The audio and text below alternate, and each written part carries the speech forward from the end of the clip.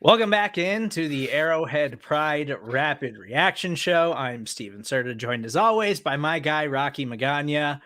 Rocky, Kansas City Chiefs win streak ends at 8 games as they fall to the Cincinnati Bengals, 34-31. And there's a lot. Like, I was just talking to you before we got going here.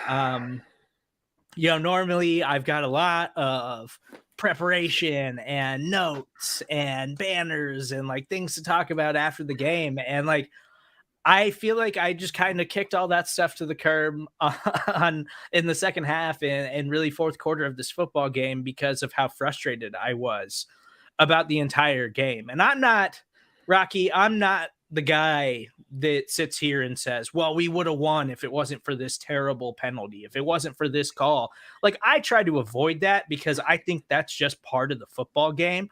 That's just something you got to live with. And it sucks. It's frustrating. But like, bad refereeing is just part of the NFL now. And the Chiefs were just on the wrong side of some really bad calls in the second half of this football game. And credit to the Cincinnati Bengals. Coming into this football game, I kept saying the Chiefs are in a different tier than the Bengals. The Bengals are really, really good. They're really, really young and really, really exciting, and their offensive weapons have an opportunity to be legitimately elite playmakers in the NFL. But I was like, but that's next season. We're a year away from this Bengals team being that because their offensive line's bad. They've got some deficiencies on the defensive side of the ball and whatever. So I expected the Chiefs to win this game by double digits. And they were not prepared for these weapons. They were not prepared for Jamar Chase. And I know T. Higgins didn't have that kind of game because Jamar Chase set a rookie receiving record today for a single game, having 266 yards against the Kansas City Chiefs.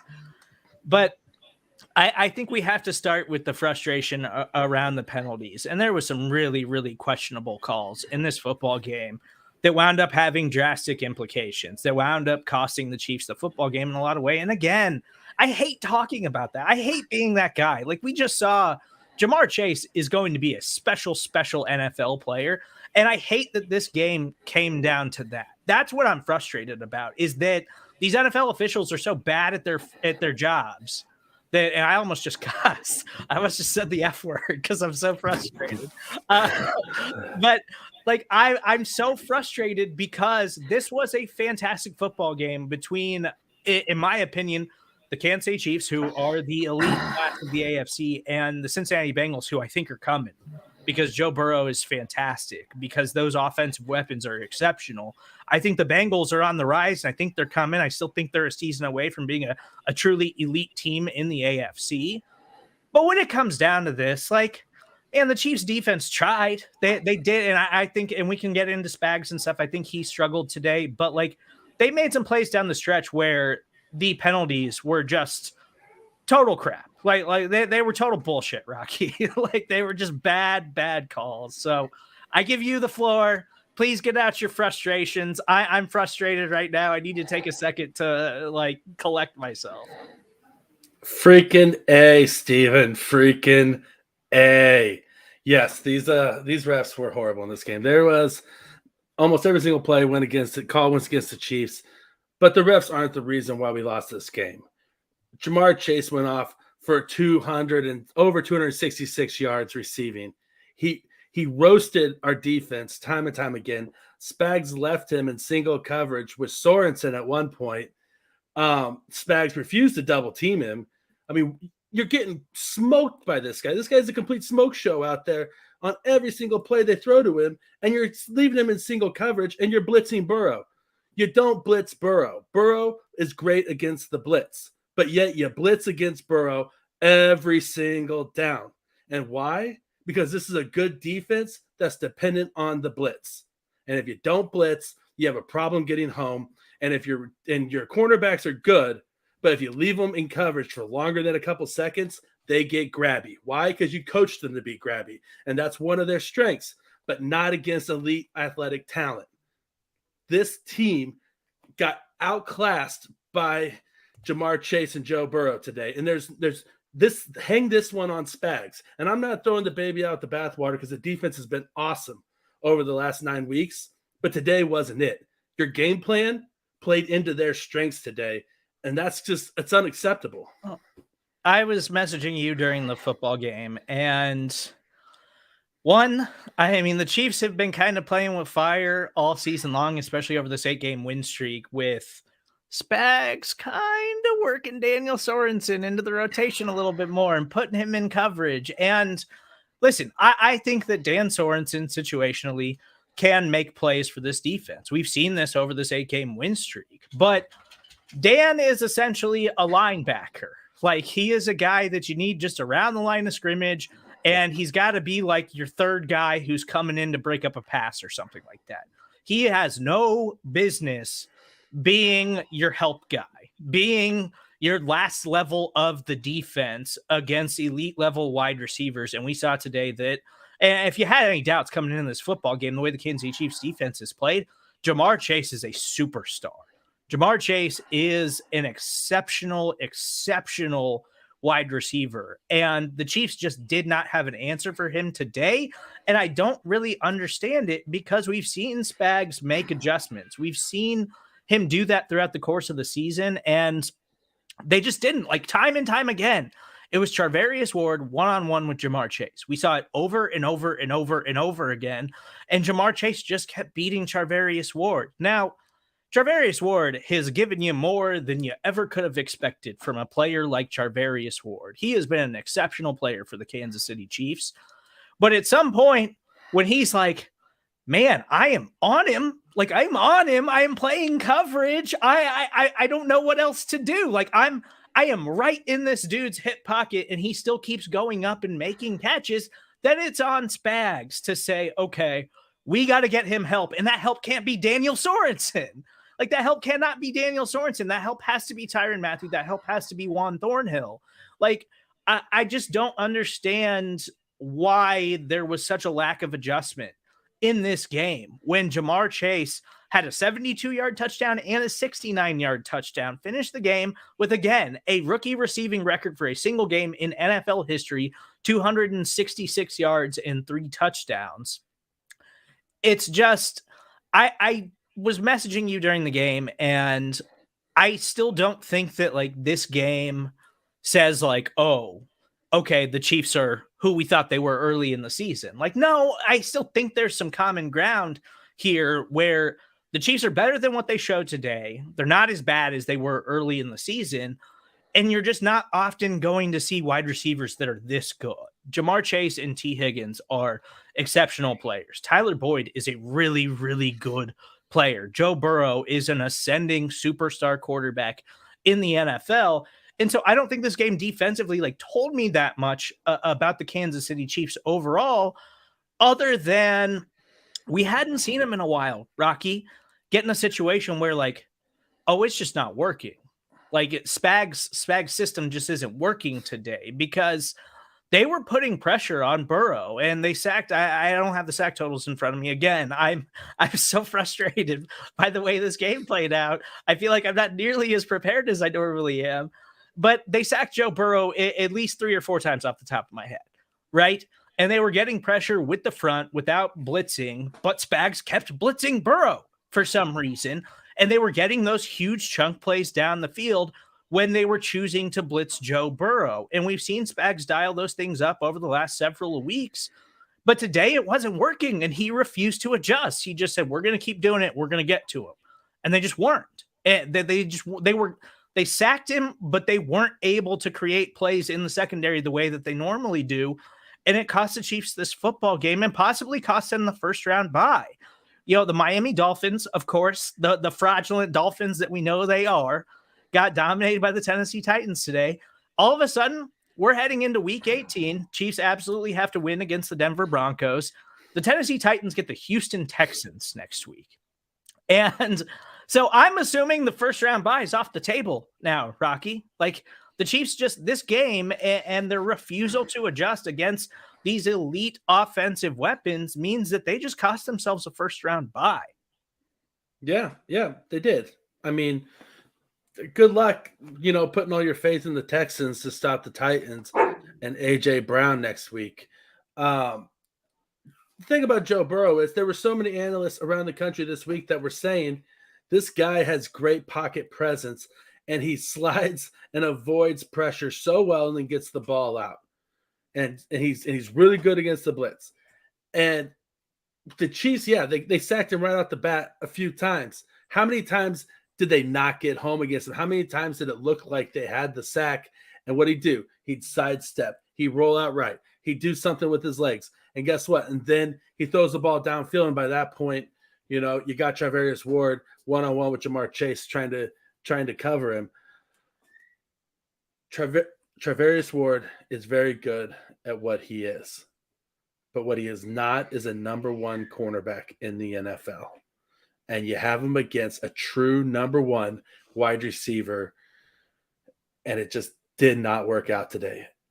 Say everything else off the table, that was the story of the game. That and the Chiefs' inability to put points on the board in the second half. When they needed 7, they settled for 3.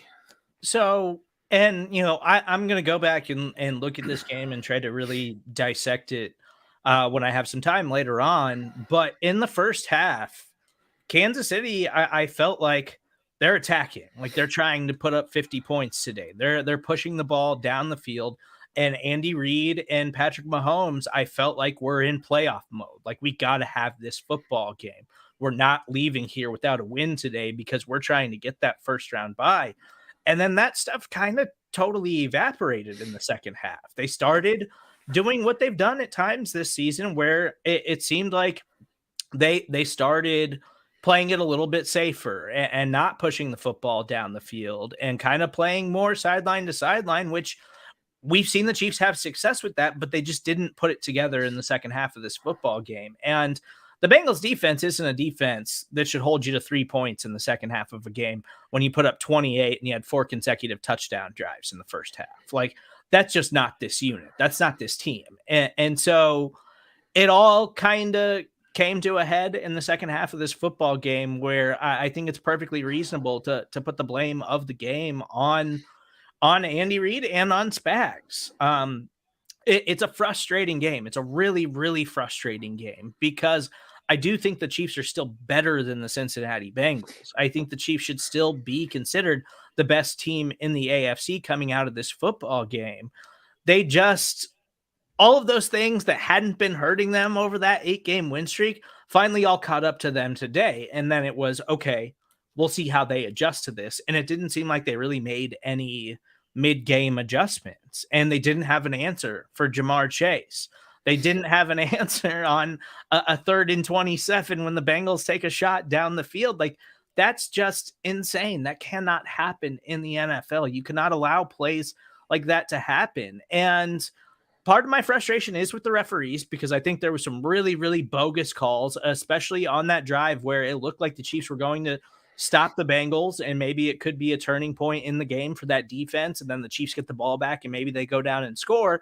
And then L'Jarius Sneed gets 2 costly penalties that wind up costing the Chiefs. And I thought they were both bogus calls. And I hate being that guy who wants to sit here and criticize the referees, but this was just an ugly football game. Like, this was just a game where in the first half, the Chiefs looked like, okay, this is the best team in the AFC. They're not playing around today. And then in the second half, the defense was struggling. Spags was dialing up things that I was like, why is Daniel Sorensen out there? Why are you blitzing when you're putting plenty of pressure on Burrow with your front 4 anyways? Why are we doing all this stuff and taking risks when you know that those pass catchers are so good and you need extra help in the secondary? And it was just a lot of questionable decision making across the board by the Kansas City Chiefs and with the referees. Like, this is a frustrating game. And if the Chiefs wind up not getting a first round bye after this, like, I'm going to be thinking about this one for a while, and I'm going to be frustrated about this one for a while. Yeah, this is one that sticks with you, that you remember a little bit. If you think about the second half, I mean, I agree with you 100%. Andy Reid took his foot off the gas. There is no reason why the way that we were moving the ball in the first half that we shouldn't have been able to continue to move the ball in the second half. And, I mean, you can hang a little bit of it one play in particular on Mahomes in the second half, it's 3rd and 5. They were showing zero blitz on that play when we settled for a field goal. And Mahomes thought that Tony Romo mentioned it on the broadcast. Mahomes thought that they were bluffing, that they were going to drop back into coverage. They weren't bluffing. The Chiefs didn't have any protection there, and there was a free runner at Mahomes. He had to roll out and throw the ball away on a crucial play where we needed a conversion, where we had to get 7 on that drive. Mahomes gambled, and he gambled wrong there, and that was in a place where we couldn't afford to be wrong. That was the place where we needed Mahomes to be right and Mahomes to make a play. Obviously, Mahomes is Mahomes, and he played a great game. So this game is not on Mahomes at all. But that was the position where we needed him to make a play, and he just guessed wrong, and it sucks. It sucks because there wasn't anybody else on this team today that was going to step up and make those plays besides Mahomes and Darrell Williams. It seemed like Darrell Williams, I do want to give a shout out, played a very great game. Mahomes played a great game. Tyreek Hill, you got to catch the ball. You can't let it go off your hands. You want to be the best wide receiver in the NFL. You want to make $20 million plus a year. You got to catch the ball when it hits your hands. I'm fired up. I apologize, but there's no excuse for those 2 drops. You cost the team points on 2 different drives because you can't catch the ball. And it's been an issue with you all season. It's been an issue with you in your career. You let the ball into your body. You got hands. You're a receiver. Catch the ball with your hands. Yeah, that completion that should have been, I think it was a 64-yarder just before the half. Like you're talking about putting up another 7 right there. If Tyreek Hill catches that football going into a half where the Bengals open the second half with the football on offense. And so that's a game-changing play where Tyreek Hill, yeah, if you want to be considered in that tier of wide receiver, you got no business juggling that football. And if you catch that football and bring it into your body immediately, I don't think that Bengals defender is able to bat it away that he did. But again, as you mentioned, Rocky, that's been a problem for Tyreek Hill all season. And it was a problem last season too. And so now we've got a large enough sample size where, like, okay, you got to question the way he's catching the ball at times, because it's happened over and over and over again this season. And now that we've got our frustrations out of the way, let's talk about the Kansas City Chiefs offensive line for a second, because as soon as this game was ready to kick off, we got a report that Orlando Brown Jr. suffered a calf injury during pregame warmups. He was questionable to play, did not wind up playing. And then Lucas Niang was later carted off the field. I'm sure we'll get an update from Andy Reid here in a few minutes on that. The Lucas Niang injury looks bad. It looked bad. It did not look like a good injury for the Kansas City Chiefs. Now, all of a sudden, you're questioning their offensive line depth headed into the playoffs, where all of a sudden this is starting to feel a little bit like last year, where you're like, oh no, we got Joe Tooney had to move to tackle today. Nick Allegretti got a serious amount of snaps. I don't know what's going on with Kyle Long. I don't know if he's going to be available this season, but he was inactive today. And all of a sudden you're kind of in a situation where you hope that the Brown injury isn't that serious, but losing Niang is kind of huge for this offensive line. And again, we'll get an update on his injury. We don't know for a fact that it's going to be season ending or anything like that, but it didn't look like a good injury. And so this offensive line depth, which you felt strong about, all of a sudden is dwindling, and you're like, oh no, we've been through this before. And they wound up playing okay today, considering that they just had to manufacture it and kind of figure it out on the fly. But that's not the offensive line you want to trot out there in the postseason. Like, that's a legitimate concern. And so not only did you probably lose the first round bye today, all of a sudden your offensive line depth is once again a question. And we've gone down this path before, and it's scaring me, Rocky. It's scaring me. It's making me a little bit uneasy about the Chiefs playoff chances, though. I mean, it does seem a little bit like 2020 coming back to haunt us with these injuries. And I mean, hats off to Joe Tooney today stepping in at left tackle. The guy did awesome. I mean, you want to make the argument for paying a guard $18 million a year. That's the argument right there, is that he's so versatile that in a pinch, he can step in at left tackle and play really admirably. That being said, I don't want Joe Tooney at left tackle in the playoffs. And Lucas, anytime you see a big guy get on a cart, you're assuming the worst. I mean, hopefully maybe it's just an ankle sprain and maybe we get him back, by the playoffs. But that's a big if. I mean, it didn't look good. Kyle Long, yeah, he's a linchpin right now. We brought him in to play meaningful snaps, and we haven't gotten anything out of him. And you really kind of don't know what's going on there, because he's a guy who has an injury history. The bottom line, end of the day, it is what it is, and this Chiefs team has to find a way to make it work moving forward. Nobody's going to be sitting there playing the smallest violin in the world for us, feeling bad for us that we have offensive line injuries again. If Tooney's got to roll at left tackle for the rest of the season, then we got to find a way to make it work, and we got to find a way for Andrew Wiley to step in and play right tackle like he did against Max Crosby, right, when he kind of totally dominated one of the top talents in the league. But man, oh man, Steven, it doesn't leave you with a lot of confidence and feeling good moving forward with our offensive line the way it looks. And again, my takeaway from this game isn't, well, the Chiefs defense got exposed and they're frauds or something like that. I still think this defense is very good. I just think that they had a bad day. And with the run that they've been on in the 8-game win streak, like that was the first today. Jamar Chase's first touchdown, that 72-yard score, was the first quarter touchdown the Chiefs have allowed since October. You're not a bad unit if you haven't allowed a first quarter touchdown since October and we're in the first week of January. Like, the Chiefs defense is good and they've got playmakers. It's just, we do this all the time and it's a cliche, like big players make big time plays in big time games. Jamar Chase is a superstar. Jamar Chase is a superstar player. Joe Burrow is a superstar young quarterback, in my opinion. And we can get into the debate about whether or not he's there just yet, but I think Joe Burrow is an absolute star. And this Cincinnati Bengals offense is coming. Like, they are going to be one of the elite offensive units in the NFL over the next couple of years, especially if they beef up that offensive line. I think that you just saw the Chiefs get burned a little bit by playing into some of their bad habits today. And the Bengals made them pay every time they did that. The referees, of course, helped that stuff.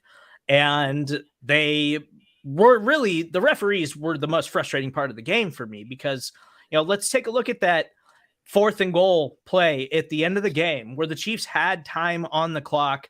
And first of all, I was extremely frustrated with the fact that they just didn't let the Bengals score. Just let them score and give the ball back to Mahomes to give yourself a chance. Because if you don't get the ball in Mahomes' hands, like, what are we even doing here? Because at some point you got to commit. They're going to get an easy chip shot field goal and we're going to lose the football game. Let's just let them get in the end zone and give the ball back to Mahomes. Then the Bengals, again, questionable refereeing here and some questionable penalties. The Bengals go for it on 4th and goal in back-to-back plays, and we have offsetting penalties and then a penalty on the Chiefs, automatic first down. All they got to do is take a knee. Chiefs are out of timeouts and kick the field goal to win the football game. That whole circumstance, scenario, whatever, all of that was really, really frustrating to watch. And it was kind of like the perfect exclamation point to this game from the referee standpoint, where it's just like, come on, dude, just let them play. Just let them play, and the Chiefs need a chance to go back and try to tie this football game up. Let's keep this thing alive. And it was just so frustrating to watch. I think that Zach Taylor and the Bengals deserve credit for going for it on that 4th down. And then not only having offsetting penalties and then going for it again. And they got the penalty and they knew, hey, these refs are in our corner right now. So we got the advantage when it comes to that. And then we're still confident in our ability to actually get into the end zone too, if that's what we need to do. The Bengals played this game like it was their Super Bowl. The Bengals played this game like it was, oh, these are the top dogs in the AFC, and we want them to know that we're coming, that we're on the rise, and that we are coming for them. And so credit to the Cincinnati Bengals for doing it that way and pulling off the win, as frustrating as it was for Kansas City Chiefs fans. But somebody's got to be on the Chiefs sideline saying, why don't we just let them score? Why don't we just let them score? We already burned through all of our timeouts. We can give Mahomes the ball back. Why don't we just let them walk into the end zone and try to go score and tie the game up and send it to overtime? Or hell, score and go for 2 to win the football game. Like, what are we doing there? Because that was what I was most frustrated about, flags aside, was that the Chiefs just wouldn't let them score, knowing that they were totally out of timeouts. Somebody's got to be on that Kansas City sideline saying, like, this is what we need to do here. This is what we have to do with the amount of time that's left on the clock, because we're not going to get the football back. And apparently nobody did that, because the Chiefs didn't make any effort to do that whatsoever. No, not at all. And I mean, Joe Burrow was half-heartedly sneaking the ball on the first 2 downs of that play. Grab him by his jersey and just pull him in the end zone. You got your hands on him, for goodness sakes. I mean, and so yeah, there was really poor clock management there at the end of the game by Andy. There was numerous things that he should have done that he didn't. But yeah, you got the best quarterback in the league. He's having an awesome game. He's money when the game's on the line and you need to score. Why are you going to put the game in your defense's hands that hasn't stopped the Bengals all day instead of in the best player in the NFL's hands? Give me the ball in Patrick Mahomes' hands every day with 2 minutes and a drive to win the game than trusting the defense to get a goal line stand within the 1 yard line. I mean, that's unforgivable, in my opinion. There's no question about it. And Jamar Chase, he would have been the best wide receiver that came out last year. He was the best wide receiver this year. Joe Burrow was a first overall pick. This hats off to the Bengals. They were playing for their division today, and they played like it. They played like a team that was a must-win game. And so hats off to them. But here's the thing. The Chiefs, this was a must-win game for you as well. And Andy, you didn't coach like it in the second half. And I love you. You're a Hall of Fame coach, so don't get me wrong. But you needed to do something daring there, and you got conservative. You clammed up. You tried to hold on for dear life and let's get the goal line stand. Let's just see what happens here. No, don't see what happens here. Go out there and make something happen. You be the one to make it happen. The Bengals came out and said, we're going to make something happen today. Chiefs didn't make it happen. There's just got to be somebody. And, the Kansas City Chiefs aren't an overly analytical organization. Like, we know there's some teams in the NFL that read heavy into that stuff. And I'm sure the Chiefs have somebody who's kind of putting that stuff in their ears. But overall, like, they're not known for being one of those franchises who weighs those kinds of numbers all that often. I think that when they go forward on 4th down, it has a lot more to do with the fact that you got Andy Reid and Patrick Mahomes than it does anybody actually diving into the positive outcome percentages of those types of things. And that was apparent today, because it did not seem like there was anybody on that sideline saying, we just got to let them score. We just got to let them score so we can get the football back, because we're not going to get the football back. And that was evident because they didn't care. It was like nobody was weighing the options there, was saying, well, what if we just let them get 7 here with 1:50 left in the football game? And then we give Mahomes, a minute 40 to go down the field and try to tie the football game, and hell, again, go for 2 and try to win it. Like what is the percentage of outcomes here that we'd say, okay, let's just do that? Because there was no attempt.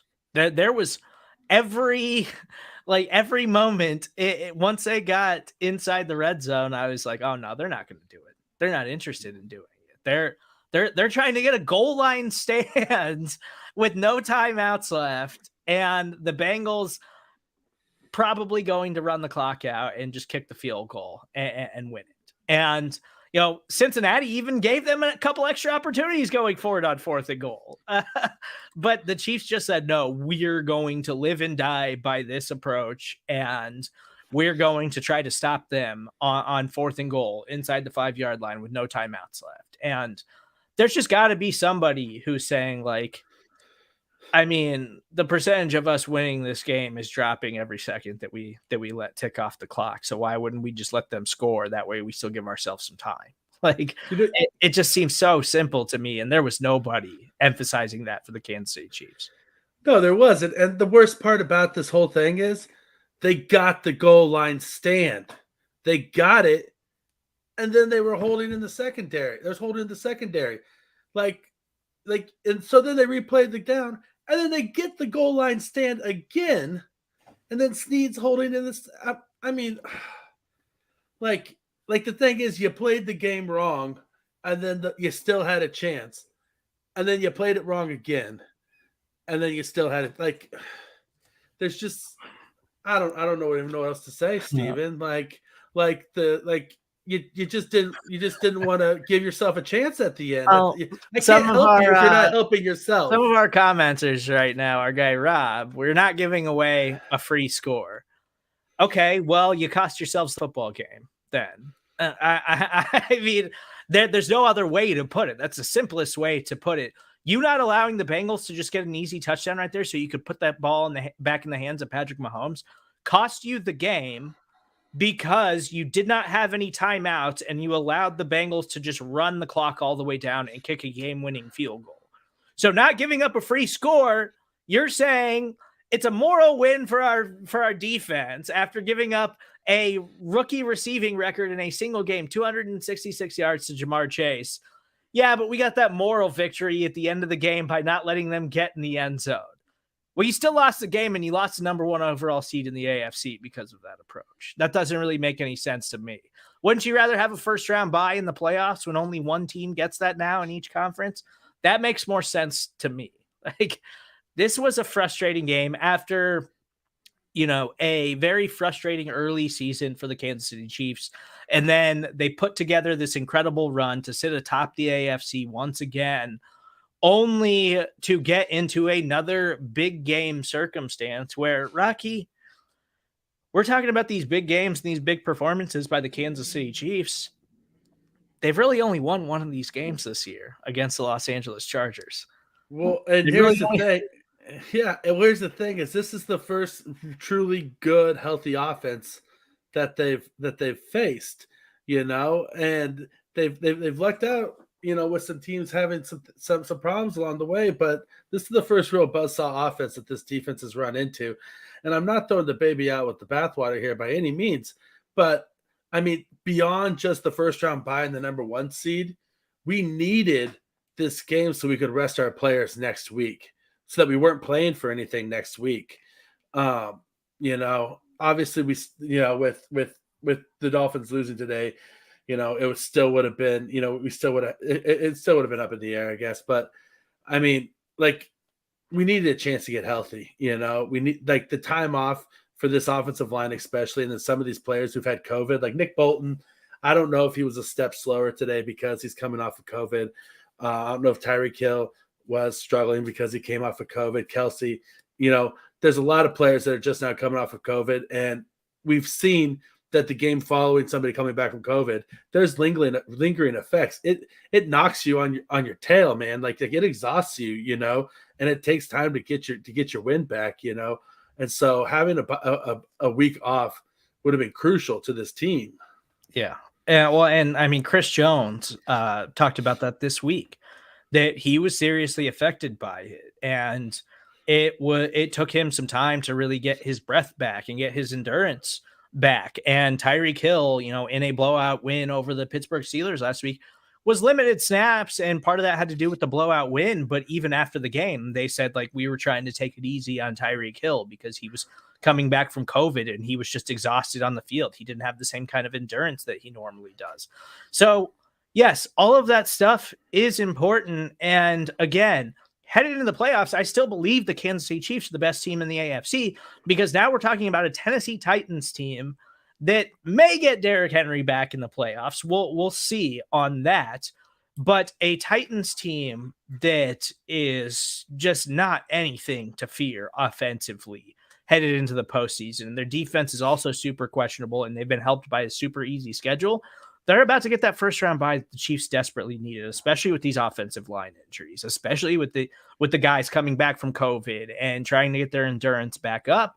And now that week 18 matchup that had a chance to, be an extra bye week if the Dolphins pulled off a win over the Titans, which they didn't. So you're going to have to play this game no matter what.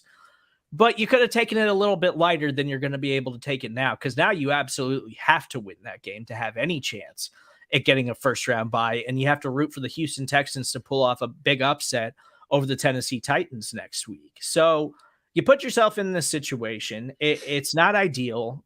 It looks more and more likely like the Chiefs are not going to get a first round bye going into the playoffs, but that's the situation you find yourselves in. I still think Kansas City is the best team in the AFC, and I still think that they've got the best chance of making it to the Super Bowl out of the conference. This was just a really frustrating game and what should have been a must-win situation for the Chiefs. Yeah, it was a must-win situation for the Chiefs. And yeah, you're absolutely right.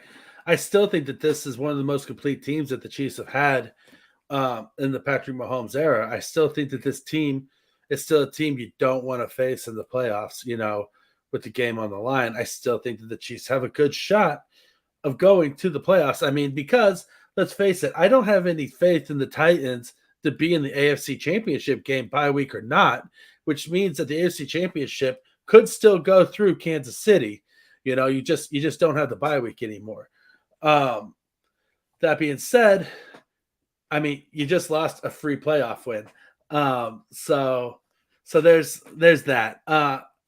End of the day, though, it's not the end of the world. It was an important game, but it wasn't a playoff loss. We're still alive. We're still kicking. We can still go back. Hopefully, Spags looks at the film. Spags acknowledges that there's some adjustments that need to be made, and they come out ready to play against Denver, and then we'll just let the chips as they fall come as they may, in the playoffs. It is worth mentioning that the Denver Broncos, who the Chiefs will play in Week 18 of the NFL season, were playing today without their starting quarterback, Teddy Bridgewater, who's been in the NFL's concussion protocol over the last couple of weeks.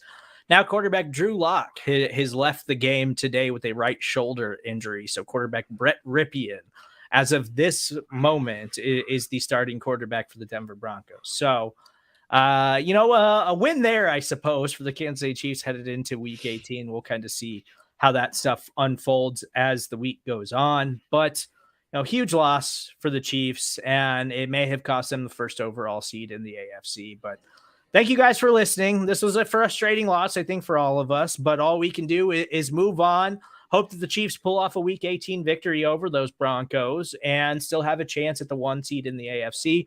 If not, it seems like they're locked into the 2 seed at the moment. So we'll see how all that goes. Of course, we'll have all the updates that you need to know at arrowheadpride.com. Please make sure you subscribe, rate, and review everything that we're doing on the Arrowhead Pride Podcast Network. And make sure that you're locked in immediately following this podcast.